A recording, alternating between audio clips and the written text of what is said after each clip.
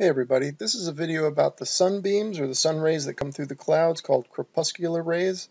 And what I'm going to do here is prove in this video with a series of proofs beyond a shadow of a doubt that the sun is close and the sun is small.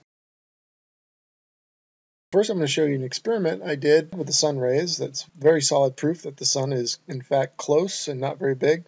And then I'm going to refute Wikipedia's account of these crepuscular rays. They say that these rays are due to perspective and that in fact they are, for all intents and purposes, parallel lines from a sun that's almost 1,000,000 miles in diameter. But the fact that we see them splaying out, they say that that's due to perspective. I'm going to show that that's impossible.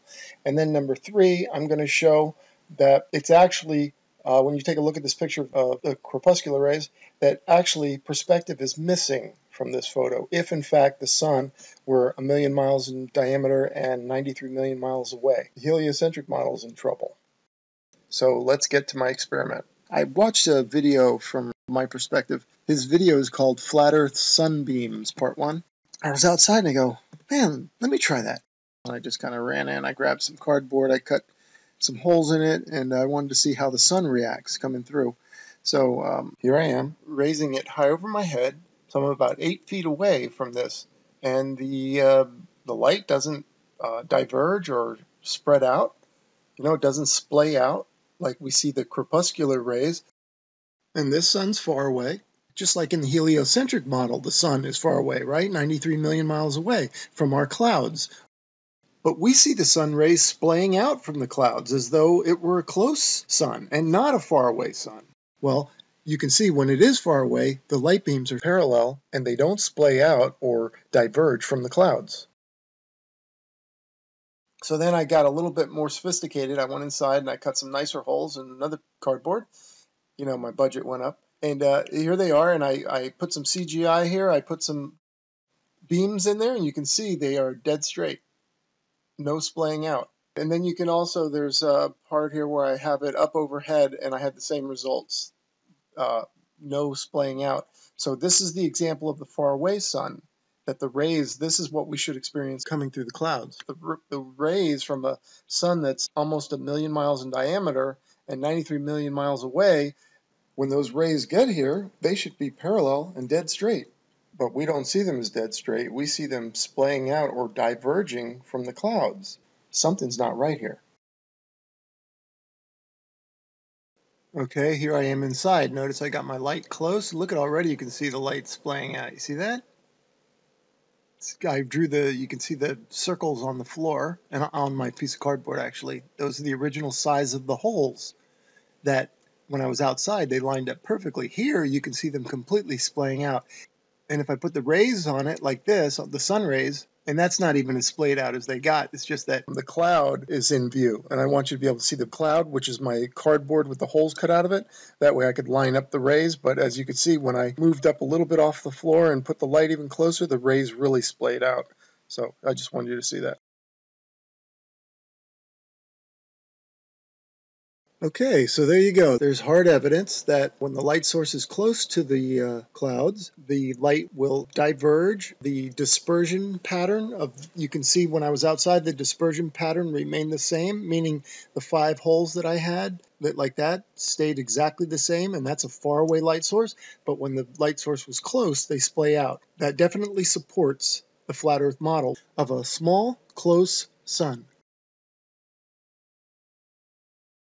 Okay, let's analyze this claim that science makes and Wikipedia makes that the crepuscular rays are due to perspective, that they're actually very close to parallel lines. For all intents and purposes, they are parallel, coming from a sun that's almost 1,000,000 miles in diameter, but we don't see them parallel coming through the clouds. Those crepuscular rays are angled outward. They splay out. They're diverging from the clouds.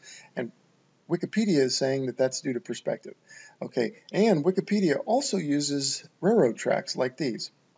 And they say, see how these converge at your horizon, or they diverge from the perspective of the sun outward? And they're saying that that's what's going on here. Okay, so we need a quick little review of perspective.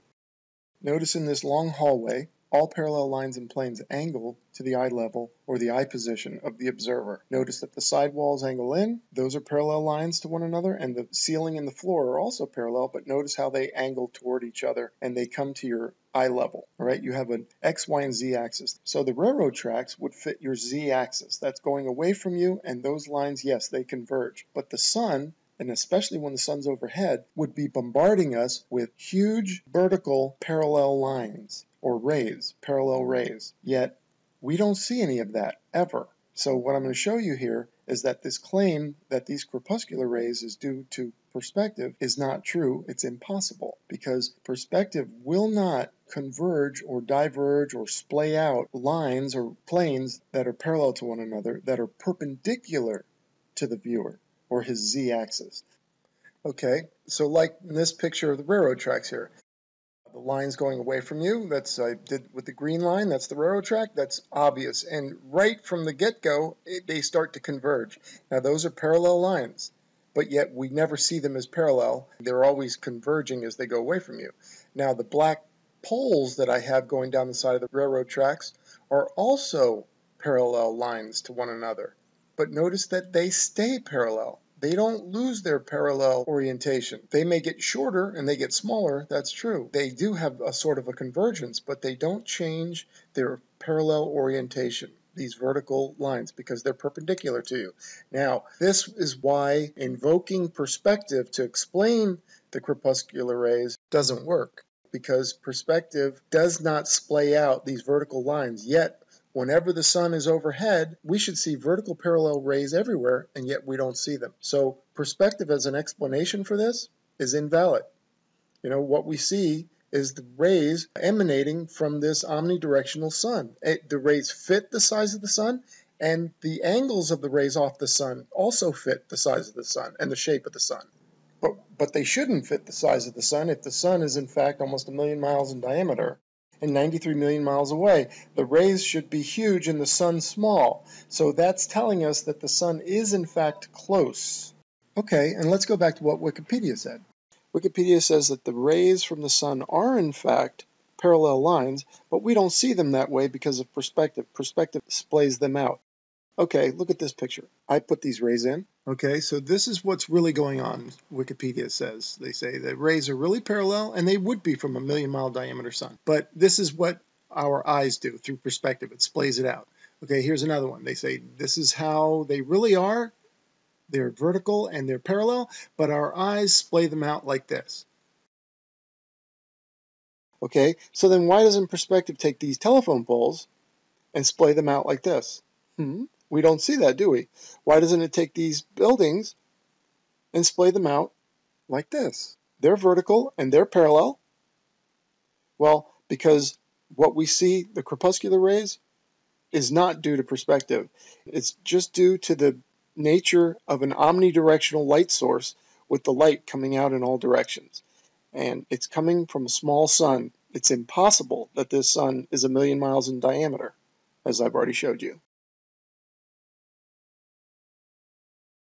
So then if it's not perspective, these corpuscular rays are not due to perspective, as Wikipedia and science in general claims they are, then what are they? Well, it's very simple. All they are is radially propagated light.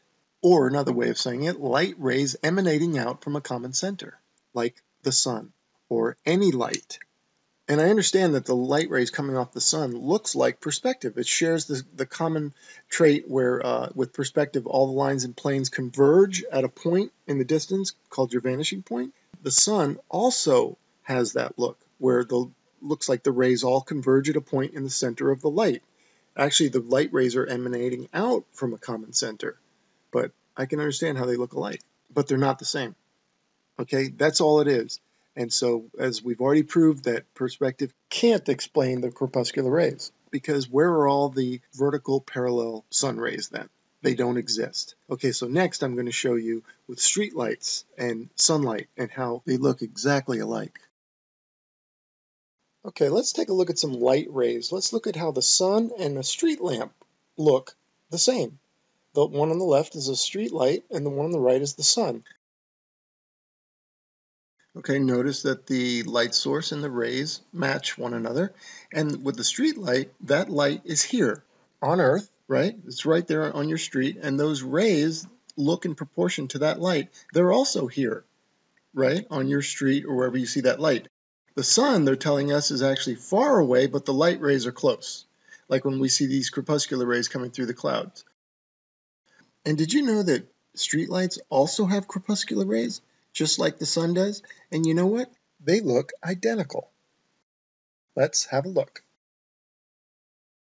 Here on the left, that's a streetlight, and those are crepuscular rays coming off of that streetlight. And they look identical. They are in the same proportion as our sun and its rays.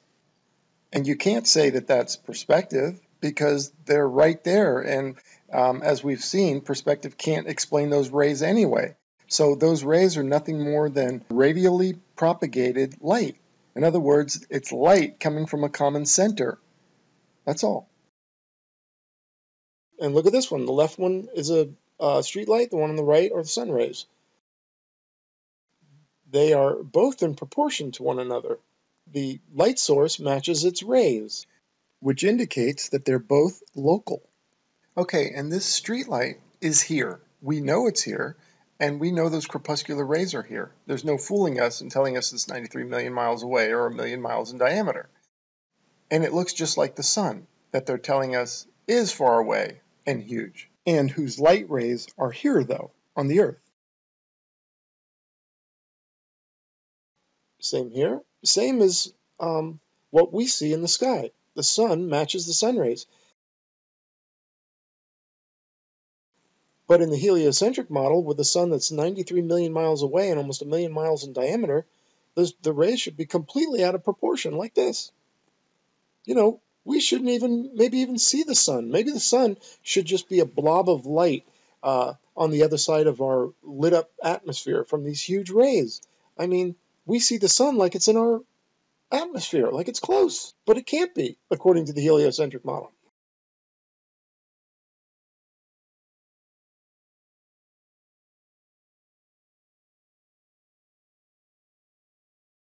And next, I want to show you how, in this photo, perspective is actually missing. And what's ironic is the very linear perspective that they tried to invoke to explain this photo is actually missing from this photo for the heliocentric model to be true. Okay, so what do I mean by that? Well, I mean they invoked perspective to describe or explain these crepuscular rays, the fact that they're splaying out from the clouds, because they had to invoke perspective or something because this picture doesn't work for the heliocentric model. This picture of these crepuscular rays is a problem for their model because the sun is supposed to be a million miles in diameter. But the problem is they've invoked perspective, but perspective doesn't work because, as I've already showed you, it doesn't explain the parallel vertical lines that we should see all over the place. Perspective will not splay those out, right? So these vertical rays should be everywhere, the parallel vertical rays, but we don't see them. The perspective that's missing is like the sun is out there and it's almost a million miles in diameter, right? So its sunbeam, it shoots out a sunbeam, and that sunbeam is 100,000 miles wide, let's say. But what we see from here looks very small, right? But not when it gets here. When it gets here, it's going to be massive, okay? But yet, look at these sun rays coming through the clouds. They're small, they're skinny, they're tiny. They match the local sun that we see in the sky here. So that's what I mean by perspectives missing. And let me give you a couple of real-world examples to help you figure this out. Okay, now imagine you're at a football game, an American football game, and you can see the player, the quarterback, down on the field, and he's as big as a peanut, okay, on the field, even smaller. Okay, and the football is the size of a short grain of rice. And he's got this great arm, and he turns around and he throws that ball up to you in the stands, and he can throw it all the way to you. Now, I got a question for you. When the ball gets to you, is it going to be the size of a grain of rice, or is it going to be the size of a regulation football? Well, it's going to be the size of a regulation football, right? But that's not what we see in this picture with the sun rays. Those sun rays fit the size of the sun. And now let's take a look at this soccer player. All right, for those of you who don't know American football, there, he kicks it, he's far away, and the ball gets to you, it's going to be the size of a soccer ball, right? This is proper perspective. This is the perspective we're not seeing when we look at the sun. The sun that we see in the sky is close. Okay, here's a train leaving a station far away down the tracks. Also analogous to the rays leaving the million-mile diameter sun. Okay, the rays would be massive just like the train is massive compared to that little train station. Right? That's proper perspective. Now look at these shafts of light coming from the sun, the rays. The sun on the right here, each of its rays that you see coming off the sun would be about 100,000 miles wide. Just like this. You could fit 10 Earths side by side in that ray. Okay, so when we look at these rays, they're not 100,000 miles wide, and they're diverging out from a small sun that we see in the sky. I mean, that proves right there the sun is close and small.